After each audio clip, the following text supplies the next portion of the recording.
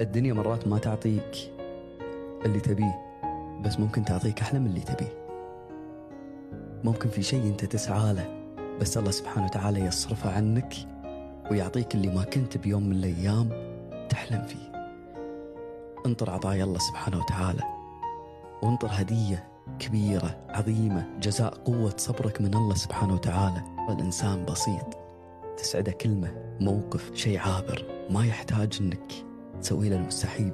الله سبحانه وتعالى خلق الإنسان بسيط في تعابيره وفي ما يود، ولكن خلقنا نحن من رغبة لا تنتهي. فارضى باللي انت تبيه وارضى باللي عندك، عشان الله سبحانه وتعالى يبارك لك فيه ويعطيك أحسن من اللي انت تبيه. ترى والله العظيم مرات الأشياء اللي عندك اللي هي ما هي بعينك شيء وايد كبير عند وايد ناس.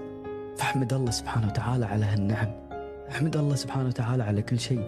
حتى لو ما عندك نعم، احمد الله سبحانه وتعالى، قول اللهم لك الحمد والشكر على العطاء وعلى الابتلاء. الحمد لله ابتليتني لأنك بتعطيني.